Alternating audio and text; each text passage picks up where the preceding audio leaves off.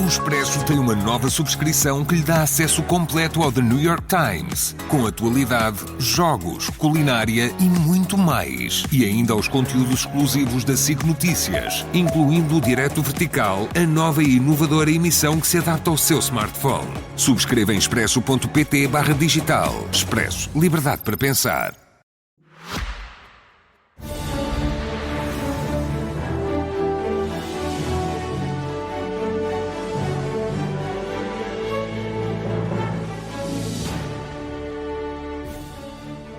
Boa noite, bem-vindos ao Expresso da Meia-Noite, um programa feito semanalmente em colaboração entre a SIC Notícias e o Semanário Expresso.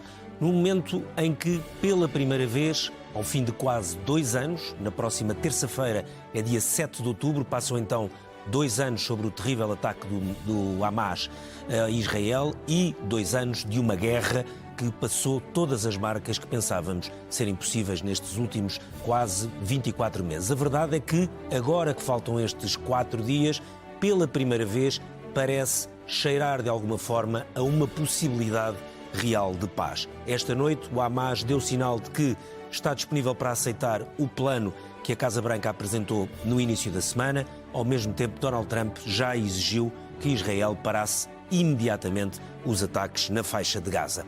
Isto numa semana recheada de muitos acontecimentos de grande pressão internacional, nomeadamente da flotilha humanitária que se aproximou da faixa de Gaza, com vários políticos e vários ativistas de vários países europeus, nomeadamente de Portugal.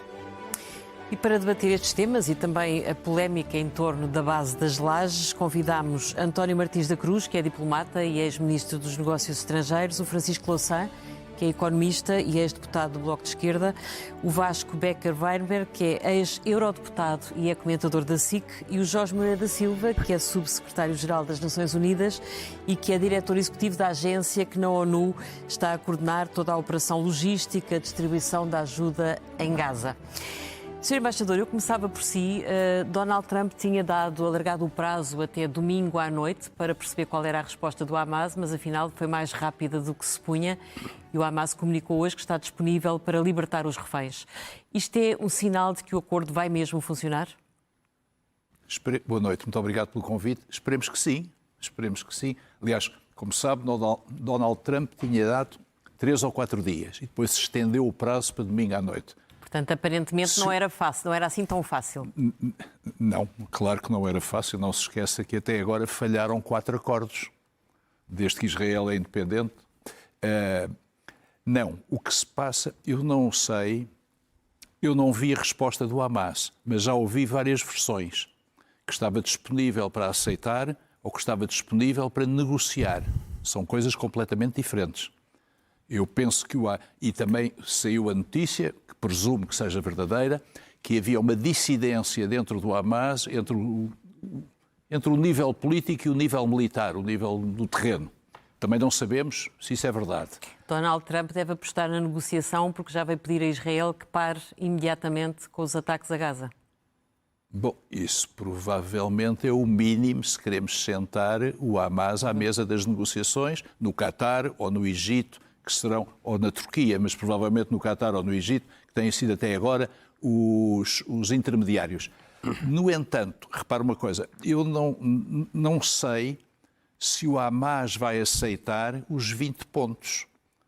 Eu estive a lê-los com algum cuidado e creio que o ponto número 15 é o ponto mais complicado, porque é o que tem é o que prevê a criação de uma força de estabilidade internacional, o que depois prevê a governação, o que prevê que o Hamas seja desarmado e Gaza desmilitarizada.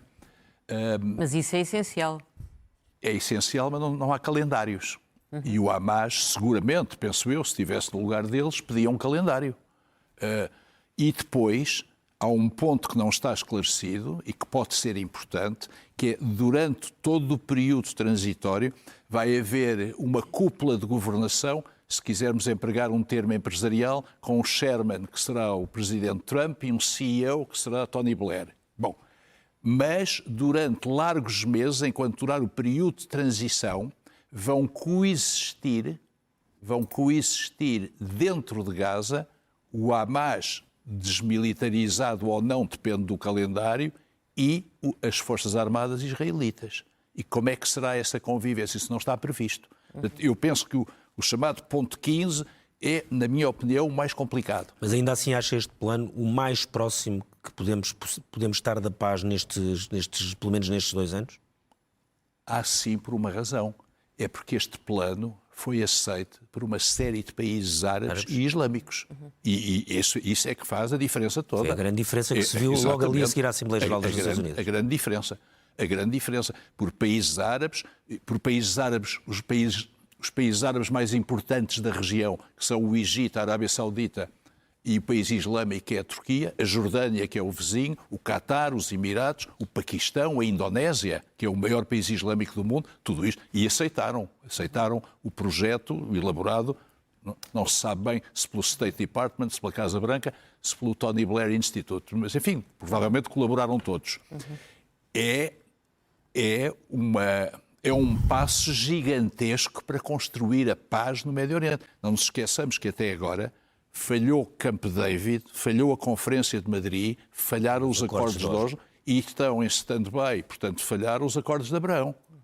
Portanto, se isto for para a frente, será um passo muito importante. Jorge Moreira da Silva, não sabemos se Donald Trump vai conseguir concretizar o sonho de ser Prémio Nobel da Paz, mas há que reconhecer que o plano de Trump foi surpreendentemente positivo, ou não? Boa noite, muito obrigado. Bom, este é um plano que tem o envolvimento, como disse o embaixador Martins da Cruz, de vários países além dos Estados Unidos. E essa é uma dimensão importante porque significa que não é um país, os Estados Unidos, a apresentar a sua visão, resulta de articulação com várias partes. Por outro lado, é importante que este plano, ao contrário de outros planos sobre os quais discutimos nos últimos 2 anos, não é um plano sobre cessar-fogo temporário, é um plano de paz. Sim. E é um plano que aponta para a reabilitação e a reconstrução de Gaza e a autodeterminação e a criação de um Estado. E, portanto, estamos a falar de uma posição abrangente. Como imagina, do lado das Nações Unidas, limitamos a dizer apenas que olhamos como positiva a iniciativa, que são encorajadores os sinais, mas não nos compete, nesta fase, estar a ir além disso. Com a experiência que tenho de estar com a agência que lidero, estar em Gaza, a gerir a operação em Gaza, já Gaza 2 vezes durante a guerra, e nunca me esquecerei das atrocidades, da violação do direito internacional humanitário, das crianças amputadas, da catástrofe não é humanitária, de falta de humanidade que vi em Gaza, como se viu no dia 7 de outubro. E tendo visto isso, e todos os dias estando a equipa que lidero em Gaza a gerir a operação humanitária, eu acho que é muito importante que, além de todo este acordo de paz, não percamos de vista uma questão essencial. Neste momento não há água, não há energia, não há alimentos, não há medicamentos em Gaza. E, portanto, há uma questão básica, preliminar, que é parar a guerra e permitir que nós possamos trabalhar. Isto é, deixem as Nações Unidas trabalhar. Nós temos 170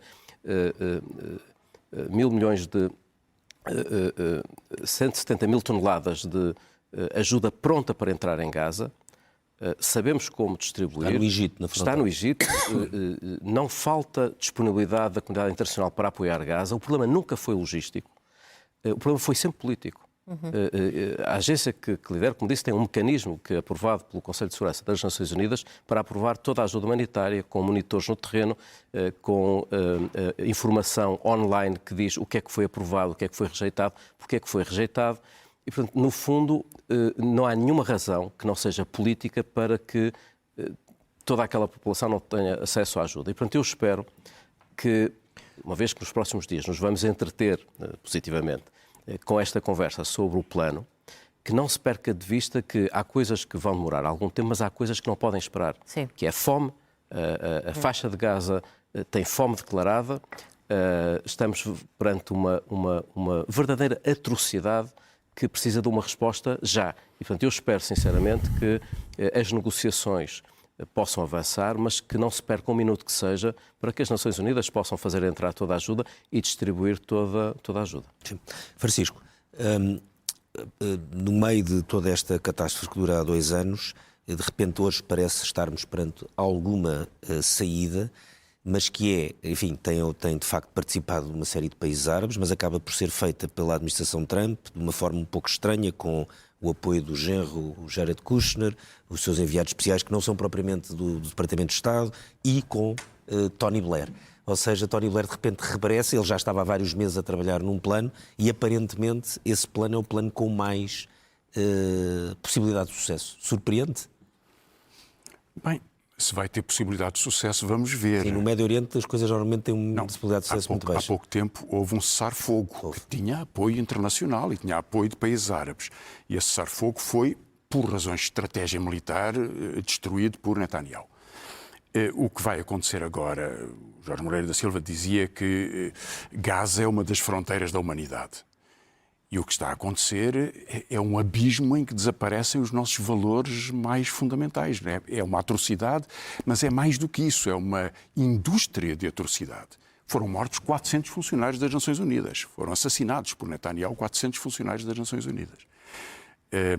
E ele, aliás, declara que António Guterres é um aliado do Hamas, um cúmplice dos terroristas. Suponho que isso se aplica também a si. E, portanto, neste contexto, nós devemos olhar com muita prudência e com muita exigência. É claro que é indispensável que haja um alívio humanitário. É a única coisa que pode parar o genocídio. Não há outra forma, senão a opinião pública internacional, os valores democráticos, a cooperação internacional.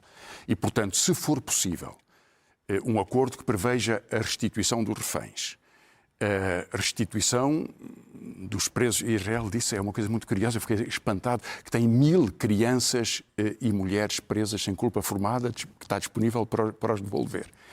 Se tudo isso se puder resolver, e se for possível encontrar uma solução em que as forças ocupantes saiam do território e que alguma forma de intermediação permita à população de Gaza fazer as suas escolhas, isso seria um enorme alívio para a humanidade. Um enorme alívio. Eu olho com cuidado, porque penso que entenderemos todos isso, os protagonistas desta operação. O Hamas não sabe o que é que quer e não sabe o que é que está a fazer. Donald Trump, em fevereiro deste ano, apresentou um plano para a Riviera em Gaza. Que aparentemente agora deitaram de fora. Espero que sim. Este plano desapareceu. Mas é interessante olhar para esse plano. Esse plano eu não estou a esquecer, estou a dizer é que o plano de agora não tem nada a ver com isso. Não tem. Mas esse plano, há 7 meses atrás, era expulsar toda a população de Gaza. Era 2 milhões de pessoas que tinham que sair. Sim. Tinham que sair. Bom, agora mudou. Embora a ideia da operação imobiliária continue no plano de Trump. Porque é a solução económica para ele e isso implica perceber o que é que isto quer dizer. A ideia de que Trump é o governador de um território é algo que não é aceitável. Nem digo Tony Blair. Eu tenho sobre Tony Blair a opinião que o Mário Soares tinha. Como vocês sabem, era o mais expressivo que se pode encontrar. E não creio que, aliás, seja muito inteligente ter o Tony Blair envolvido nesta operação. Porque não consigo ver que tipo de prestígio é que ele pode ter depois da invasão do Iraque e depois da mentira da invasão do Iraque e todas as operações com que ele se comprometeu. Ele já esteve ligado a esta zona do Médio Oriente várias vezes ao longo dos últimos... Sim, e os resultados foi o que se viu até agora, não é? Bom, mas isso é um aspecto relativamente secundário neste contexto, nem é o que eu pretendo discutir. Creio que não se sabe como é que Trump quer concretizar este acordo. Isso é decisivo. Pode haver um Estado palestiniano. É possível. Há uma meta nesse sentido. É possível haver paz estabilizada na região. Hipótese, que é também uma novidade. Fala nessa hipótese. Fala na possibilidade. Certo. Com 10 anos ou com um período intermediário em que há uma dominação por parte destas forças cuja configuração não sabe qual é, a não ser que é a presidência de Trump. Estão a ver uma presidência o Presidente dos Estados Unidos a dirigir uma região do mundo, onde quer que seja, para assegurar desta forma a sua paz. Não tem sentido. Teria sentido ter outras soluções. As Nações Unidas, por exemplo. As Nações Unidas existem para isso. Têm o prestígio, têm a capacidade, têm a competência. Mas as Nações Unidas aí para Israel agora não aceitável, não é? Tiveram uma ação bastante fracassada. Na comparação, não tiveram uma ação fracassada. No cotejo com a ação de Donald Trump, temos que chegar à conclusão que aqui se dá um passo em frente, Não. por muito que isso nos custe. Não, Donald Trump impediu que as Nações Unidas pudessem operar. Não lhes permitiu que operar. E até facilitou a posição de Netanyahu para impedir as Nações Unidas. Que não entre a ajuda que está no Egito e que é necessária para salvar aquelas crianças e aquela população da fome, é porque Trump permite que Netanyahu o imponha. E, portanto, eu creio que é preciso olhar para este plano, procurando encontrar medidas que sejam consistentes. Isso significa a retirada das forças estrangeiras, significa autodeterminação, significa democracia, significa a abertura daquele território e uma intermediação que seja respeitável. Vasco, este aceitar por parte de Israel deste plano, que se percebeu que não era assim a coisa que mais gostava no mundo, mas é o fruto ou é a consequência de uma pressão diplomática que se transformou brutal nos últimos... Isto é uma pergunta, é meia afirmação, meia pergunta. Nos últimos meses houve uma pressão brutal diplomática que, enfim, desembocou na Assembleia Geral das Nações Unidas. É isso ou é uma coisa que teria que acabar por acontecer mais tarde ou mais cedo? Boa noite. Vamos lá ver. A minha leitura é um pouco diferente. Eu acho que este acordo acontece porque a situação, para o objetivo final, que eu entendo, e estive muito atento aos discursos da Assembleia Geral, e em particular discursos do líder legítimo do Iémen, não dos Houthis, do Iémen, relativamente ao quem os Houthis fazem guerra civil, do líder da Indonésia, e ouvir os discursos destes dois líderes, que não têm cobertura mediática, a apelar ao entendimento com Israel. Isto é muito importante. Os países árabes e muçulmanos reuniram-se na Assembleia Geral porque houve a Guerra dos 12 Dias, houve o ataque ao Qatar, depois foi exigido o pedido de desculpa, e aquela reunião em Nova Iorque foi importante e totalmente diferente da reunião, por exemplo, com os líderes europeus. Porque há um plano alargado, e nós ainda não falámos de um país que tem sido essencial no desenho deste plano, que é a Arábia Saudita, que quer muito que esta situação se resolva para normalizar. Por causa disso, quando o Sr. Embaixador há pouco referiu e fez a fita do tempo, eu acho que os acordos de Abrão não só estão mortos, suspensos. Não, eu acho que estão mesmo no horizonte o seu alargamento, porque de facto os acordos de Abrão estão vivos. Os Árabes Emirados Unidos tiveram uma posição de influência junto... Acordos de Abrão é melhor explicar, os acordos de país a país, entre países árabes e Israel. Muçulmanos, sim, países portanto, a ideia era alargar. E, portanto, há um reconhecimento. Agora, Foi uma coisa que foi iniciada no primeiro mandato de Donald Trump. Precisamente. E é uma história de sucesso. Quer se gosta, quer não se gosta da ideia, é uma história de sucesso no terreno. Basta ir ao terreno destes países e verificar a diferença significativa que existe na relação entre Israel, com embaixadas em Israel, com embaixadas nas diferentes capitais do Golfo que têm essas relações e a possibilidade disto se alargar.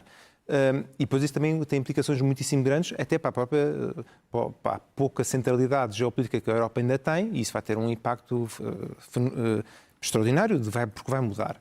Agora, só queria dizer umas coisas que acho que é importante, também temos aqui um bocadinho de alguma clareza de espírito, perceber que as Nações Unidas no Médio Oriente têm um histórico longuíssimo, e não é um histórico de sucesso.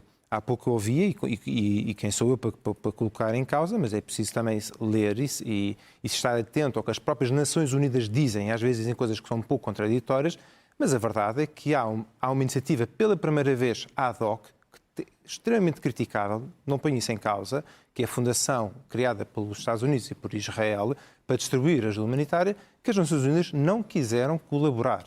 E, portanto, essa situação... Claro que não. É um bocadinho.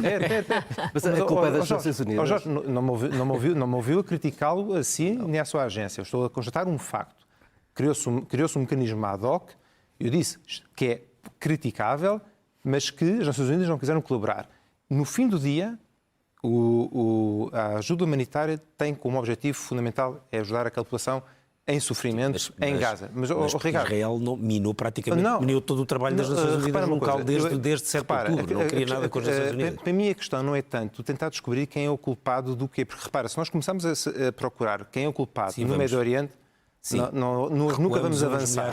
Nunca vamos avançar. Agora, neste momento, há uma oportunidade. Acho que há muitas lições para serem tiradas pelo funcionamento não só das Nações Unidas, mas de outras agências no Médio Oriente. E não só em Gaza ou na Cisjordânia. Estou a referir-me também ao Líbano e outros sítios no mundo onde, de facto, há muita dificuldade e o mundo mudou muito. A geopolítica destes conflitos mudou muito. Agora, outro O aspecto... facto de haver no plano de acordo referências aos dois Estados, como é que isso vai ser digerido por Israel? Bem, eu creio que sim, por uma razão. Nós temos aqui, também, nós temos sempre... Embora isso seja uma meta longínqua, tão É verdade, longínqua... mas em Israel é inevitável, eu acho que é inevitável que depois deste período, que será até ao final de outubro, toda a conflituosidade política interna em Israel vai voltar a subir e, portanto, aquilo é inevitável que a coligação se aguente ou não se aguente. O problema é, se mesmo que vá para eleições, eu tenho dúvidas que o resultado fosse melhor do que é este. Portanto, mas isso é outro problema. Há um problema, sim, sério, que no caso dos... E repara, a questão da solução dos dois Estados está implícita nos acordos de Oslo. Até iria um pouco mais atrás, mesmo há iniciativas que dos anos, no final dos anos 80 e início dos anos 90. Portanto, há de facto uma ambição legítima, uma aspiração legítima de autodeterminação do povo palestiniano. Aquilo que muitos palestinianos que vivem fora, mas que também olham para o que se passa no Médio Oriente, criticam, e é uma questão aqui fundamental, que é o tal momento de autodeterminação da sua legitimidade. Eu lembro-me sempre, e olhando para a fotografia que está aí em cima da mesa, lembro-me disso, do próprio Arafat, quando é recebido, quando é permitido regressar, neste caso, a Gaza, e depois muda-se para Ramallah, para Muqata, em Ramallah, ele não foi recebido com grande afeto e carinho pela população, porque, entretanto, a população tinha estado sujeita a um controlo jihadista muito radical. Portanto, quando ele aparece e começa a ser acusado de ser traidor por estar a negociar com os israelitas. Porque a população palestiniana não teve, e essa é uma crítica que muitos intelectuais fazem, não teve um momento, de facto, de autodeterminação, de escolher e de legitimidade dos seus representantes. Nem o Hamas. O Hamas, toda a gente diz, o Hamas e a autoridade palestiniana estão divididos, a culpa é de Israel. O problema é muito mais profundo do que este. O problema da autoridade palestiniana, da sua legitimidade, da sua implementação no terreno, a fragmentação profunda que há de forças políticas dentro da Cisjordânia, as diferenças que existem entre fações dentro do Hamas. Nós não temos só o Hamas em Gaza. Há a Jihad palestiniana, a própria Fatah ainda tem alguma presença. Quer dizer, tudo isto tem que passar por um momento que não basta, e aí eu concordo em algum, enfim, não digo pessimismo, mas algum ceticismo face a alguma das condições que estão presentes neste acordo, porque eu acho que não há essas condições para uma verdadeira autodeterminação na escolha daqueles que são os seus líderes e aqueles que vão conseguir construir o tal Estado ao lado de Israel. Sr. Embaixador, acha que Israel, ao aceder a este plano de Washington, só o acedeu porque a pressão internacional estava a ficar, de certa forma, insuportável? Ou seja, lia-se muito e dizia muita gente que se as coisas continuassem assim, daqui por mais uns meses, 1 ano ou 2, Israel ficava numa espécie de posição parecida com a África do Sul dos anos 80. Salvo o exagero da cooperação. Eu creio que a pressão internacional teve influência. Mas o que foi determinante foi a pressão dos Estados Unidos.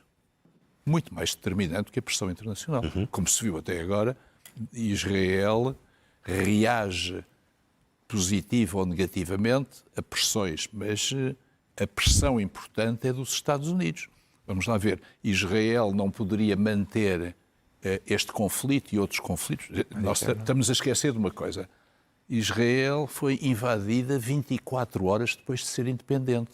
Israel, 48, dos anos 40 para cá, desde a independência, tem resistido a todo o tipo de ataques internos e externos. Quando eu digo internos... Sim, mas isso nós sabemos. Estou a dizer é que agora, nos últimos 2 anos, a história mudou um pouco. A história do ponto de vista mudou, internacional. mas eu penso... E do ponto de vista de como Israel é olhado de fora. Mudou bastante. É verdade, mudou e mudou sobretudo por causa do que está a suceder na faixa de Gaza. Tal e qual, é isso que eu estou a dizer. No último ano mudou isso muito. Isso aí é evidente. De março para cá. E mudou a percepção das nossas opiniões públicas. Claro, a opinião pública ocidental mudou muito.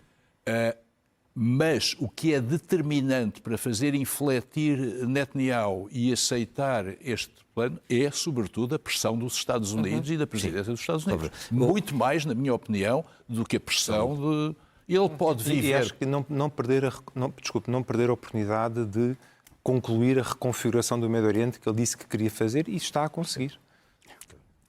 Vamos ver. Francisco Louçã, o que aparentemente não deixou subitamente de fazer parte deste filme é a iniciativa da flotilha, onde está a líder do seu partido. Como é que vê essa intervenção neste contexto? A flotilha humanitária pretendia levar alimentos e apoio, abrir um corredor humanitário. Há 150 países do mundo que reconheceram o Estado da Palestina. E a ONU não consegue? Não, está bem, mas a luta faz-se abrindo caminhos. A flotilha humanitária não tinha nenhuma pretensão de intervir na negociação entre os Estados Unidos e Israel, ou entre Israel e os Estados Unidos e o Hamas. Pretendia simplesmente dar um sinal de humanidade, de empenho, de compromisso.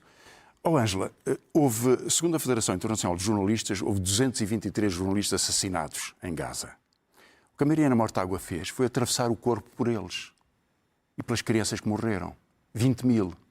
E, portanto, a grandeza desta iniciativa, uma iniciativa pacífica, humanitária, é trazer bom senso nesta discussão.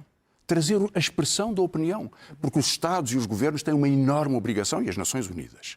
Agora, a população, nós, também temos uma obrigação, que é fazer o que pudermos com as nossas vozes. Hoje houve uma greve geral em Itália.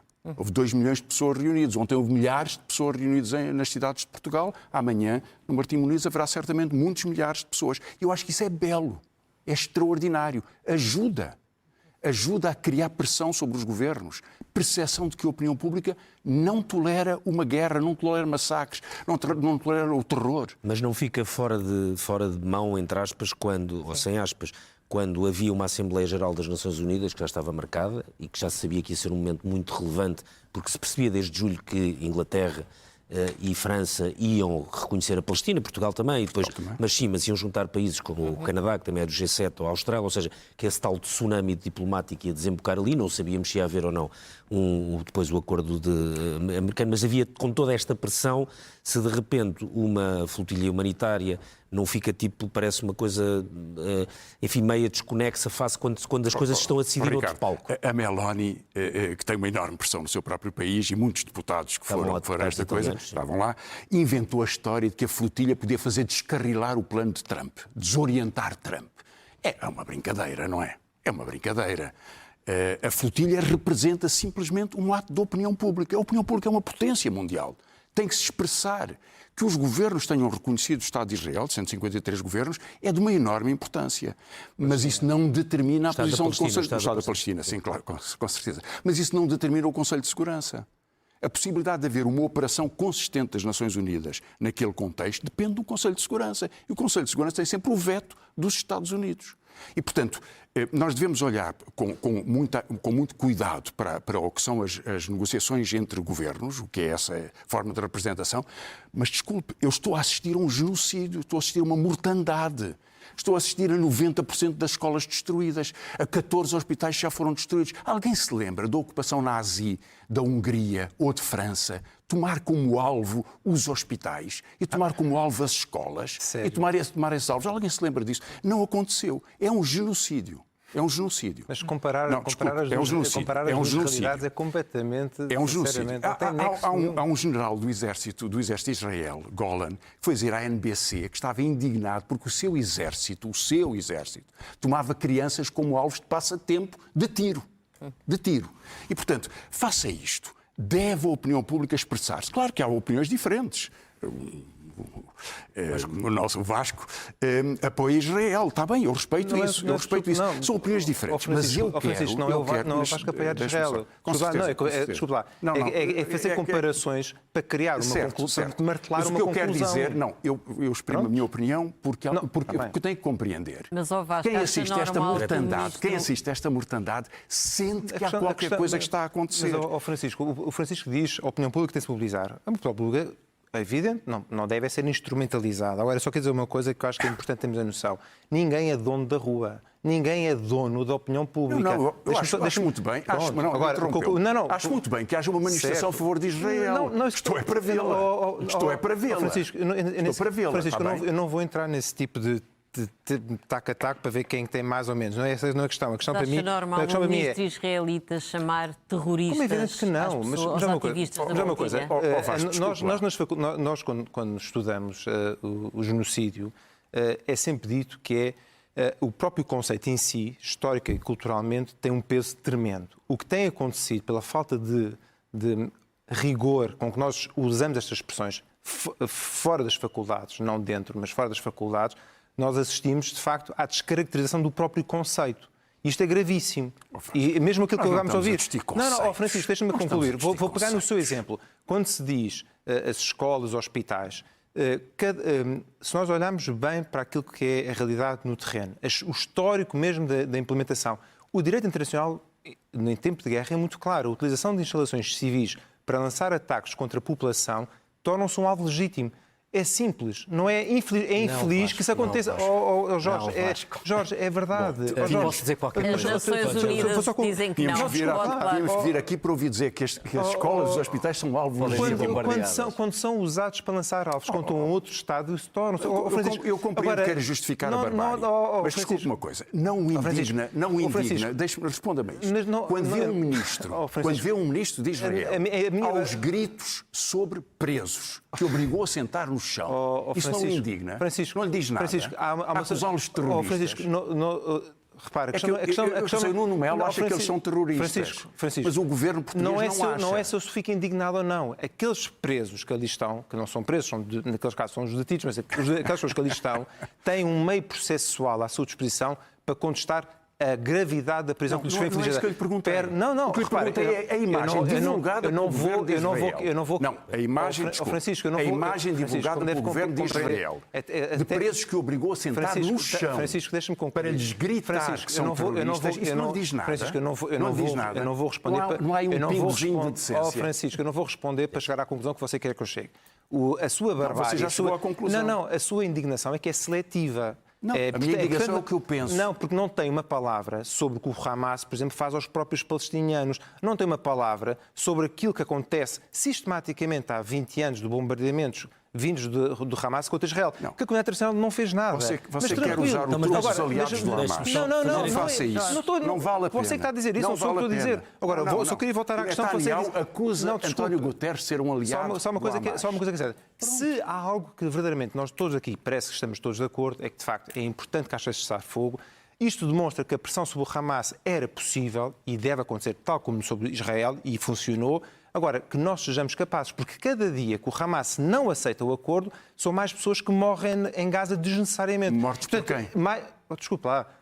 Morrem porque foi um raio do céu. Hoje morreram 72 pessoas em Gaza. Se o Francisco valoriza tanto e bem a opinião pública, mobiliza a opinião pública para censurar o Hamas e as mortes do Hamas. Jorge, estavas a tentar intervir e não... Eu estava, desde que o Vasco Becker-Weinberg falou da Gaza Humanitarian Foundation como prova de que as Nações Unidas não funcionam. Não foi isso que eu disse. Eu disse que havia um mecanismo alternativo. A Gaza Humanitarian Foundation privatizou, militarizou a ajuda humanitária, impediu que as Nações Unidas funcionassem, substituiu 400 pontos de distribuição que nós tínhamos, 400 pontos de distribuição de alimentos que nós tínhamos, por 2. Portanto, as 2 milhões de pessoas em Gaza que com as Nações Unidas podiam ir a 400 pontos de distribuição para ter acesso a alimentos, foi substituído por 2, controlados por militares, de forma a que se utilizassem os alimentos com poder de convocatória para que toda a gente corresse esfomeada para 2 pontos de distribuição e as pessoas foram alvo de bombardeamento. E, portanto, eu lamento profundamente que o Vasco esteja a dizer que as Nações Unidas deviam ter pactuado com uma operação que é uma violação do direito internacional humanitário. Qual foi a parte que foi violada, Jorge? As próprias Nações Unidas recorrem a agentes privados. Isso sempre existiu. O que devia ter acontecido era a capacidade... Mas ali havia uma rede das Nações Unidas. Mas repara, com 400 postos, ou seja, não foi no zero. Às vezes há coisas privadas... Independentemente da falta de entendimento entre António Guterres e Donald Trump, independentemente disso, há vasos comunicantes entre as Nações Unidas e os Estados Unidos. E teria sido possível, era a minha esperança no início, que as Nações Unidas trouxessem todo o know-how que sabem e, ok, há aqui um problema, vamos resolver o problema desta gente. E não numa de, não, como não somos nós, não queremos participar, não queremos saber disto. E no início não havia bombardeamentos. Os bombardeiros eram depois. E eu acho que isso é que foi pena, foi uma oportunidade perdida. A instrumentalização que está a fazer. Não, mas desculpa lá, são os factos no terreno. Narrativa. Não, eu sei do que estou a falar. Está bem, mas eu não estou a pôr em causa o que está a dizer. Não, então, ouça, por favor, eu tenho pessoas lá, eu estou lá, eu fui lá. As Nações Unidas estavam a funcionar. Estávamos a distribuir ajuda, estava a funcionar. Israel e a Palestina reconheciam esse esforço, havia transparência. E de repente, as Nações Unidas foram paradas e disseram não. Vocês agora não operam, não podem trazer caminhões, não podem distribuir ajuda, estavam a distribuir, não podem distribuir porque vem uma fundação privada. Bom, as Nações Unidas disseram, bem, isto não vai funcionar e há uma violação do direito internacional humanitário porque não se pode utilizar a distribuição de alimentos para deslocamento forçado. Estamos totalmente de acordo. Bom, então estamos totalmente de acordo. Estamos totalmente de acordo. E disse aqui várias vezes. Como é que é capaz de dizer que nós, Nações Unidas, devíamos ter compactuado com uma operação de distribuição de ajuda humanitária que viola o direito internacional humanitário porque utiliza os alimentos como arma de guerra? Não no início, Jorge. É absolutamente deplorável. Não no início. Que isso não no acontecido. início. Deixe-me só introduzir outra questão. Já percebemos que o tal plano da Riviera do Médio Oriente ficou na gaveta, mas como o Francisco há bocado lembrava, continua a haver da parte do Presidente dos Estados Unidos uma perspectiva de projetos imobiliários ligados àquela região. Estando a ONU e a sua agência em particular também muito ligada àquilo que possam ser projetos de reconstrução de Gaza, como é que perspectiva esse lado da questão? Em primeiro lugar, de facto, a reconstrução vai ser gigantesca. De acordo com os números das Nações Unidas e do Banco Mundial, os danos causados sobre a infraestrutura em Gaza nos últimos 2 anos estão na ordem dos 30 mil milhões de dólares e as necessidades sociais são de 20 mil milhões de dólares. Portanto, tudo somado, são necessários 50 mil milhões de dólares para a reconstrução de Gaza, mas que inclui, desde logo, uma coisa básica, que é a reabilitação das infraestruturas. Mesmo antes de fazer a reconstrução, é preciso tirar 50 milhões de toneladas de resíduos, 50 milhões de escombros. Infelizmente, escombros que têm corpos no meio dos escombros. Portanto, estamos a falar de uma operação que, do ponto de vista sanitária e logística, é de uma enorme sensibilidade. Depois da retirada dos escombros... com a população lá? Vai ser preciso uma organização que é muito faseada, portanto vai ser preciso fazer isto de uma forma faseada. Eu fiquei muito impressionado da segunda vez que fui a Gaza, da primeira já tinha ficado muito impressionada, mas da segunda vez, passado poucos meses, porque está tudo no chão. Portanto, é como entrar numa zona de um terremoto de escala máxima e está tudo no chão. O que significa que a reconstrução vai obrigar, muito antes da reconstrução, por isso é que quando ouço falar da reconstrução e destes milhões todos para infraestruturação, é preciso retirar os resíduos. Isto vai ser uma operação muitíssimo difícil. Depois vai ser preciso reabilitar as redes de água, saneamento, energia, porque sem isso nada pode funcionar e depois é preciso fazer a reconstrução. Isso vai ser um esforço enorme. As Nações Unidas é evidente que vão estar na primeira linha desse esforço e os doadores internacionais vão ter de se mobilizar, porque estamos a falar de um esforço de grande escala. 50 bi é uma coisa que vai obrigar a um grande esforço internacional. Sr. Embaixador, por cá surgiu a polémica em torno da passagem dos aviões dos Estados Unidos para Gaza, para Israel, que passaram pela base das Lajes. Talvez vão a Gaza também.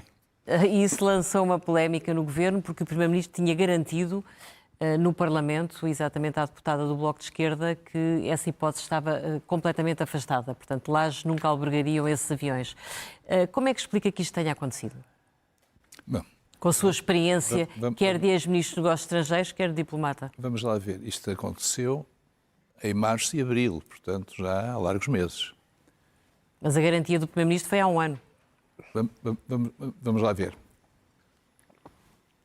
A passagem de meios aéreos americanos pela base das Lajes, para não nos esquecermos, é uma base portuguesa cedida, o uso cedido aos americanos, pelo acordo de defesa, por vários acordos de defesa, o último é de 95. E eu até ajudei ainda a negociá-lo em 94. Se for uma operação determinada pela Aliança Atlântica, pela NATO, a passagem de meios aéreos americanos é automática. Se não for, se forem voos americanos, os americanos comunicam ao governo português através, normalmente, penso que sempre, mas normalmente, eu já não estou no ativo, através de uma nota da Embaixada Americana em Lisboa ao Ministério dos Negócios Estrangeiros. E depois, por coisas práticas, ou ao comandante português da base das Lajes, ou às autoridades aeronáuticas, já que se trata de meios aéreos que vão sobrevoar o espaço aéreo português e utilizar uma base aérea. Provavelmente, mas estou a dizer provavelmente, eu gosto muito pouco de especular, sabe que em política externa a pior coisa que há são especulações e dever-seres. É um dilema kantiano. Nós não vamos muito no dever-ser. Provavelmente o que sucedeu foi o seguinte: foi recebida uma nota da Embaixada Americana pedindo a utilização da base das Lajes para caças americanos que se deslocariam à Europa. E porquê é que foi pedida? Não percebi o resto da frase. Que se deslocariam? Que se deslocariam, passariam pela base das Lajes para se deslocarem. Não era esse o destino final. O que é que sucedeu? Provavelmente, mas eu li isso num jornal ou ouvi numa televisão, não quero. A passagem era por Espanha e a Espanha negou. Foi. Porque as relações... E não negou porque eu não creio que os americanos tenham dito que o destino final dos aviões. Porquê é que negou? Mas o destino não é indiferente. Não, mas podem não ter dito, podem não ter precisado dizer. Em princípio, o destino é diferente. Desculpe uma coisa. Mas com aquilo que está a acontecer no mundo vamos supor o seguinte, e que nos foca todos os dias no que se está a passar no Médio Oriente, era normal que se quisesse saber qual o destino, não? Vamos supor, e é um mercenário, vamos supor que os americanos pediam assim, vão passar 6 F-35 que vão aterrar na base aérea da Sicília, utilizada pela Força Aérea Americana. Pronto. E depois daí deslocavam para onde queriam. Portanto, se eles quisessem, eles fariam isso. Eu não sei, portanto, não posso estar a Mas defender então o estranho sistema... é que tenha havido um óbvio incómodo do próprio Ministro dos Negócios Estrangeiros, que já veio pedir esclarecimentos, e, portanto, é porque isto não foi assim uma coisa tão normal. Um inquérito. Repara uma coisa. Sim, repara uma coisa. Os pedidos dos americanos não vão à secretária do Ministro. Se todos os papéis do Ministério fossem à secretária do Ministro, morria afogado. O Ministério tem uma estrutura, uma hierarquia, portanto, está determinado quem é que dá o parecer favorável ou quem diz sim, senhor, não há nada a opor. Em casos excepcionais, acredito que tivesse ido ao Ministro. Portanto, eu não acredito, por causa disso, que os americanos tenham dito que o destino final dos aviões seria Israel.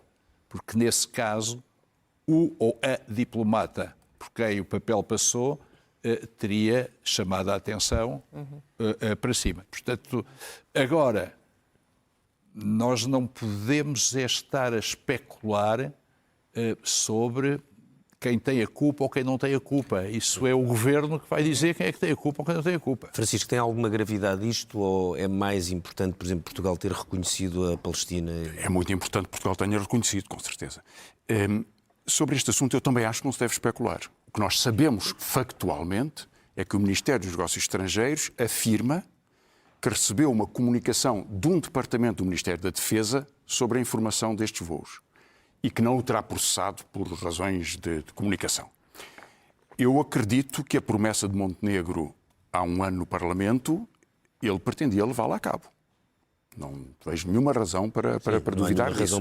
Ele afirmou e era política do governo. E, portanto, há uma enorme sensibilidade em qualquer voo com estas características, mesmo que não se soubesse do destino final. Resta saber se sabia ou não. Pois, não sabemos. Não sabemos. Mas o que é claro para todos os membros do governo e para todos os seus departamentos é que há esta política do governo português, pelo menos afirmada publicamente desde há um ano atrás, e, portanto, que tem que ser cumprida. Caso contrário, o Primeiro-Ministro fica desautorizado e isso é impossível. E, nesse contexto, surge este voo e é autorizado pelo Ministério, por um departamento do Ministério da Defesa. O Ministério dos Negócios Estrangeiros suscitou, na verdade, este problema, porque veio esclarecer, pedir, proteger o outro ministro depois de ter ele próprio suscitado este desacordo dentro do governo. Eu creio que isto tem esta gravidade. Vamos então à Deixa-me só perguntar ao Jorge, muito rapidamente, como alto responsável das Nações Unidas, como é que encara a hipótese de Donald Trump correr para o Prémio Nobel da Paz? Bom, não depende.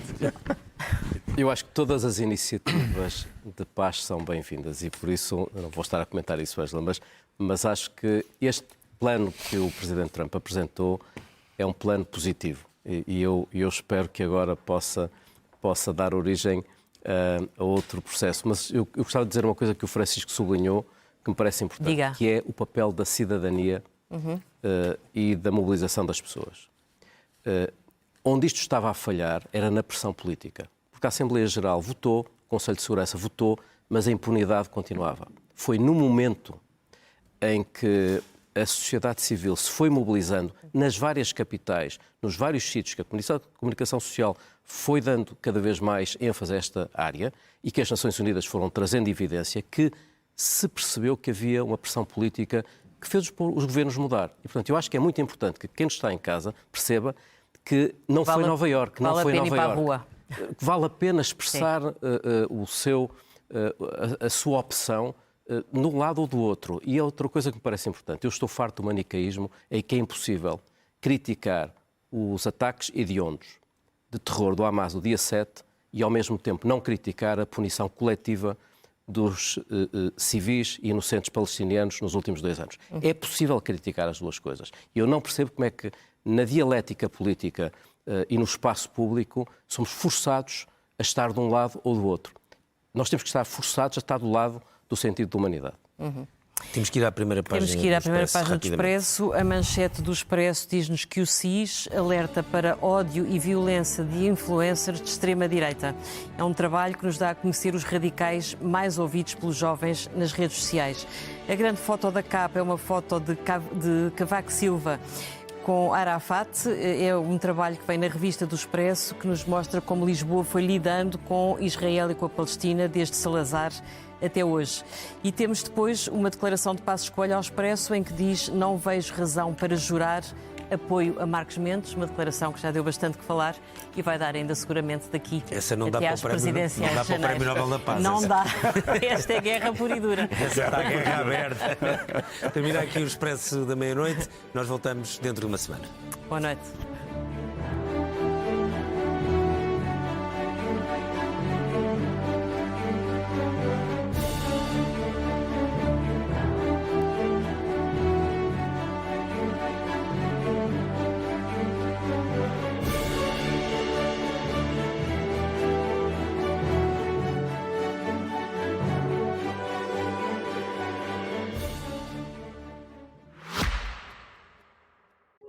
O Expresso tem uma nova subscrição que lhe dá acesso completo ao The New York Times, com atualidade, jogos, culinária e muito mais. E ainda aos conteúdos exclusivos da SIC Notícias, incluindo o Direto Vertical, a nova e inovadora emissão que se adapta ao seu smartphone. Subscreva em expresso.pt/digital. Expresso. Liberdade para pensar.